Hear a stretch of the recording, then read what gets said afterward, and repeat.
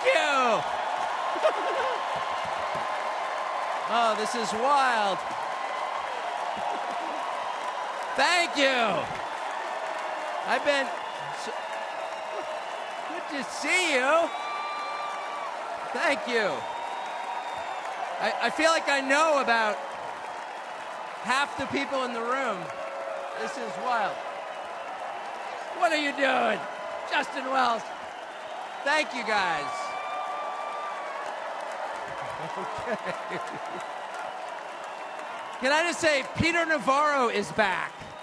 Welcome to Peter Navarro. Suffering the fate that has happened to so many who are friends with Donald Trump. Thank you for having me. I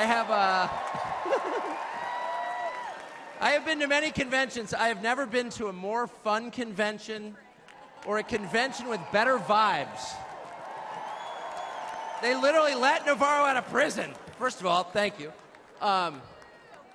This feels a lot different from what I thought it was going to feel like. I can't hear you, but I know it's something good.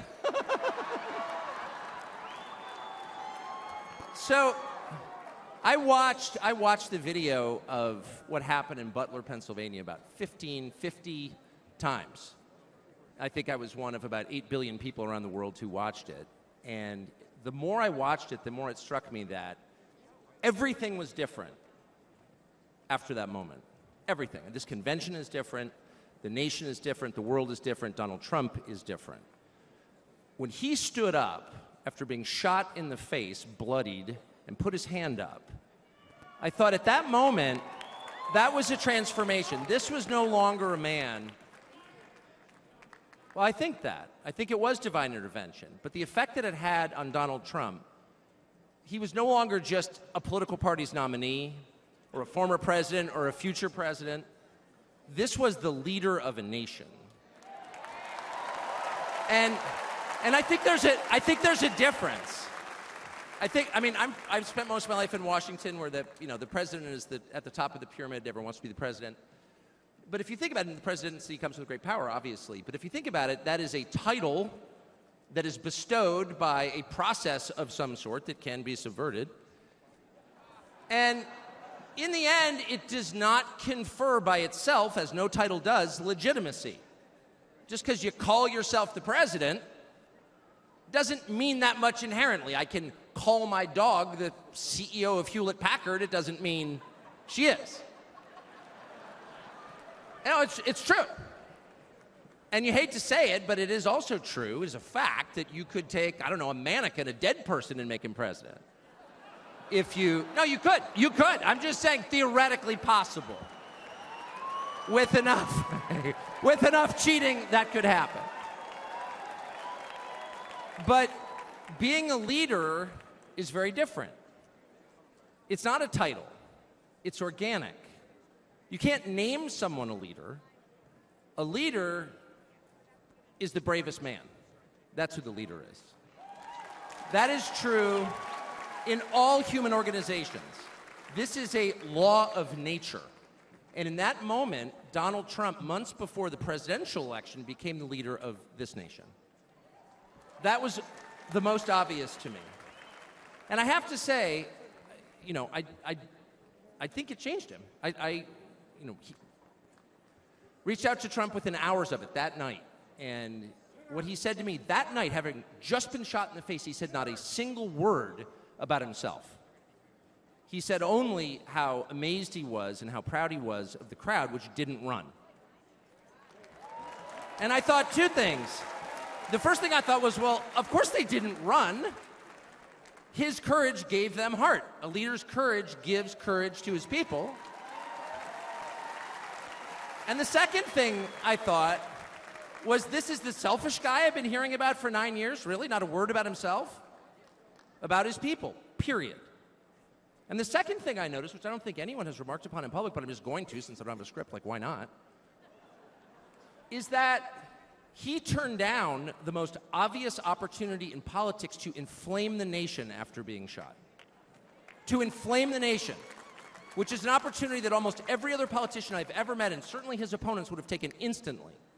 And they would have said, well, what is this? How did he get shot? Like, how did this happen?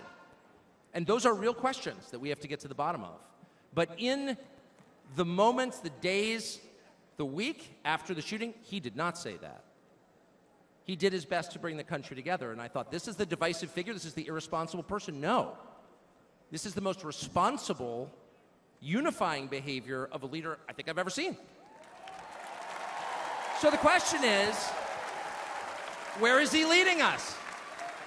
And I could go on for hours, but let me just sum it up. I do think the entire point from the famous escalator ride 9 years ago until today of Donald Trump's public life has been to remind us of one fact, which is a leader's duty is to his people, to his country, and to no other.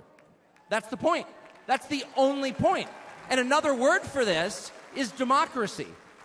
Democracy, in case you're a little sick of being beaten in the face with democracy on television, actual democracy is the proposition that the citizens of a country own that country.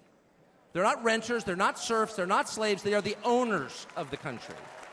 And for that to be true, their leaders have to represent them, which is another way of saying they have to do what the people want them to do, or a close approximation thereof. But if they completely ignore what people want, not just 1 year, but generationally, say for 50 years, then it may be, I don't know what, it's not a democracy.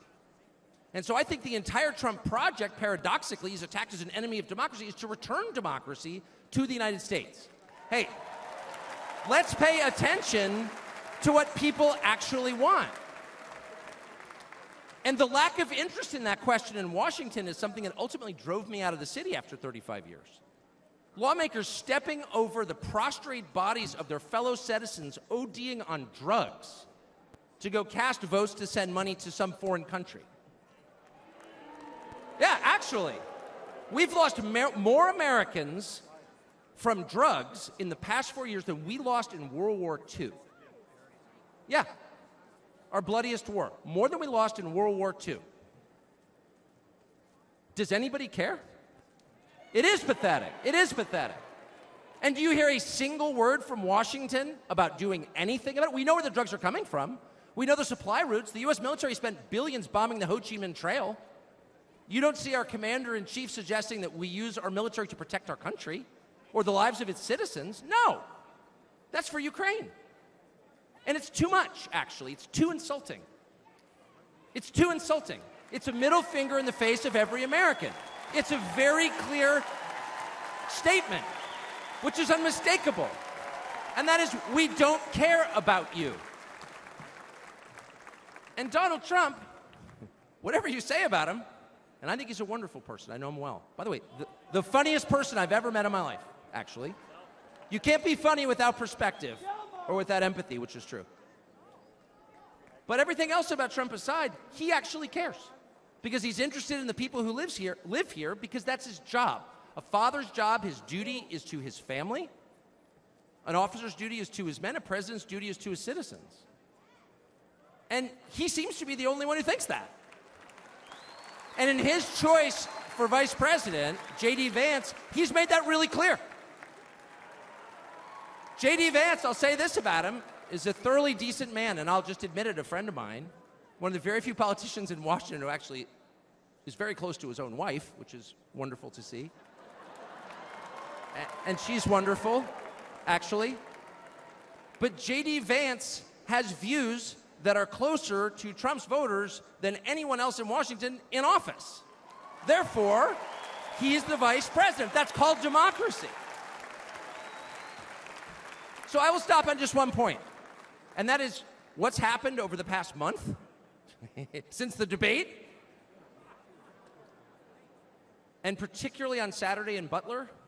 I think a lot of people are wondering, what is this? This doesn't look like politics. Something bigger is going on here. I think even people who don't believe in God are beginning to think, well, maybe there's something to this, actually. And I'm starting to think it's going to be okay, actually. I do think that. In the day after the midterm elections in 2018, Antifa came to my house. The Democratic Party's militia, okay? I was at work. It was obvious when I was at work because it was public. My wife was home alone. They tried to come in through the front door. They terrorized her. She hid in our pantry. It was on television. It was horrible, actually. It was, I mean, I'm not whining about it. It wasn't getting shot in the face, but it wrecked our day. And the next morning, we're lying in bed, and the phone rings for my wife, and it's Donald Trump, who's not like a regular text buddy of Donald Trump's. She picks it up. Hello? Susie, it's Donald Trump. And it's coming through. I could hear it. You know, I'm lying in bed. Whoa. And the first thing he says is, I'm going to stand guard outside your house. And she goes, oh, that's so nice. And he says, I'll never forget this as long as I live. He says, you know, there's a lot of hate out there.